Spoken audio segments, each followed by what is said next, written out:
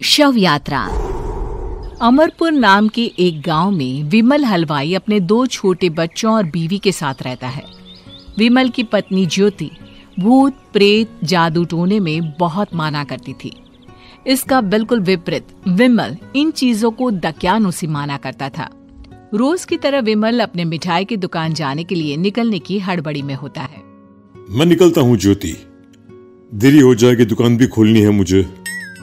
अजी ध्यान से, आज अमावस्या है। रास्ते में कोई कपड़ा या कुछ भी गिरा हो तो उसे लांग मत दीजिएगा, बगल से चले जाइएगा। अरे ऐसे तो तुम मुझे पागल ही कर दोगी क्या? हाँ, मैं नीचे देख कर चलूं कि सामने से कोई गाड़ी घोड़ा आकर मेरे ऊपर से चला जाए? दोनों हालत में तो मेरी ही मौत है। अरे क्यों सुबह सुबह इतनी अपसुगनी बातें कह रहे हो जी? मेरे गांव में तो ऐसा आंखों के सामने होता हुआ देखा है मैंने, इसीलिए कहती हूँ, वरना मुझे क्या, पड़ोसी को तो नहीं कहना चाहती मैं। पति हैं आप मेरे, इसलिए बोल रही हूँ। विमल अपनी मिठाई की दुकान चला जाता है। दुकान पर पहले से ही ग्राहकों की लंबी लाइन लगी हुई थी।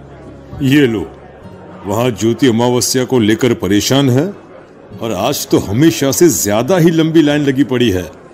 अच्छी खासी बिक्री होगी आज। विमल दुकान खोलता है। एक के बाद एक ग्राहक उसकी दुकान पर मिठाई ले रहे होते हैं। तभी गांव की एक बूढ़ी औरत विमल से कहती है, जिस तेजी से बिक्री हो रही है, कहीं किसी की नजर ना लग जाए, नींबू मिर्ची टांग ले। अरे क्या चाची तुम भी, ये सब नजर बजर कुछ नहीं होता है। कैसे लोग हैं मेरे आसपास।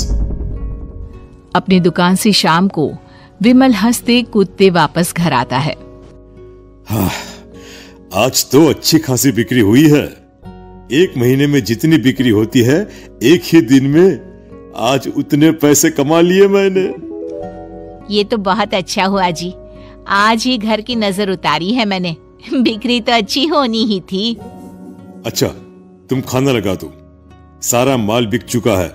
मुझे शहर जाना होगा, कुछ चीजों की जरूरत पड़ेगी। रात भर मिठाई बनाऊंगा, तब जाकर कल सुबह दुकान खोल पाऊंगा। खाना खाकर विमल शहर जाने के लिए निकल पड़ता है। सुनिए जी, ध्यान से जाइएगा। चौरस्ते पर किसी जादू टोने की चीज पर पैर मत रख दीजिएगा। हे भगवान, हद हो गई ज्योति, ये तो मैं जा रहा हूं। विमल गुस्से से शहर जाने निकल पड़ता है। रात का काला घना अंधेरा, चांद की एक भी किरण ना होने के कारण अंधेरे में कुछ भी देख पाना मुश्किल था। जंगल के बीच के एक अधकच्चे रास्ते से विमल जा रहा होता है। चारों तरफ गुफ अंधेरा और सन्नाटा सुनाई दे रहा था, और सुनाई दे रही थी विमल के पैर के नीचे आ रहे सूखे पत्तों की आवाजें। तभी अचानक दूर से उसे कुछ आवाजें सुनाई देती है। अरे, ये इतनी रात को जंगल के रास्ते कौन जा रहा है? शायद कोई टोली होगी। राम नाम सत्य है, राम नाम सत्य है, राम नाम सत्य है, राम नाम सत्य है। धीरे धीरे आवाज कुछ कुछ सुनाई पड़ती है। आवाज धीरे धीरे और नजदीक आती सी लगती है। विमल देखता है कि उसके सामने से सजी धजी सफेद कपड़े में लिपटी एक अर्थी निकल रही है, जिसके साथ 5 लोग ही थे। 4 आदमियों ने उसे कंधा दिया हुआ था। एक मटका लिए आगे आगे बढ़ रहा था। विमल के बिल्कुल सामने आकर अर्थी रुक जाती है। उसमें से एक आदमी विमल से कहता है, अरे भाई, जरा अर्थी को कंधा लगाना, मैं बहुत थक गया हूँ, बड़ी मेहरबानी होगी। हाँ भाई, कंधा तो मैं लगा दूं, पर रात को 12 बजे ये शव यात्रा, इस समय कौन अर्थी ले जाता है? तभी विमल को ऐसा लगता है कि शव में से आवाज आई। ये आवाज। मजबूरी है भाई, आप कंधा दीजिए, मैं रास्ते में सब बताता हूँ आपको। विमल अर्थी को कंधा दिए चल रहा होता है कि उसे ऐसा लगता है कि हाथ में मटका लिए जो आदमी शव के आगे चल रहा है उसके पैर उल्टे हैं। क्या हुआ भाई, हकला क्यों रहे हो? वो आपके साथी के पैर उल्टे। विमल अपनी बात पूरी भी नहीं कर पाता कि वो देखता है कि उस आदमी के पैर तो सीधे ही है। अरे नहीं, कुछ नहीं, मुझे शायद वहम हुआ होगा।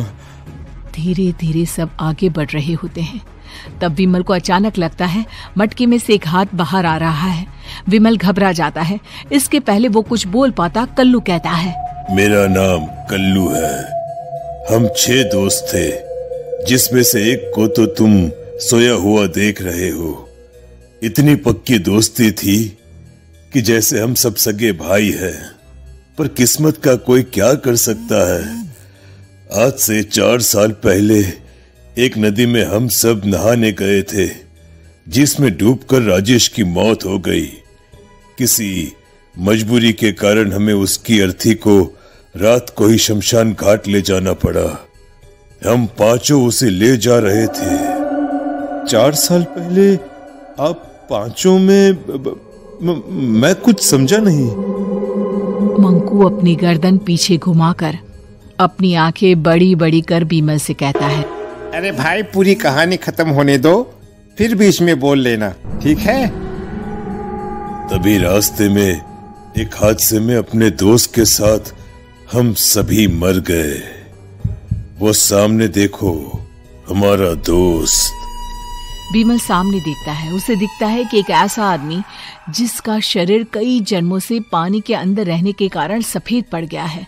उसकी आंखें बाहर की ओर निकली हुई थी। फिर ये अर्थी किसकी है? अर्थी के साथ के लोग अर्थी को नीचे रखते हुए एक साथ विमल की ओर देखते हुए कहते हैं, तुम खुद ही देख लो। विमल शव पर से सफेद कपड़ा हटाता है। शव की जगह खुद को ही देखकर विमल के होश उड़ जाते हैं। वो शव विमल की ही थी। पलक झपकते ही विमल उस अर्थी की जगह पर होता है। 6 के 6 दोस्त उसी तरह अर्थी को उठाकर चलने लग जाते हैं। राम नाम सत्य है। राम नाम सत्य है। राम नाम सत्य है।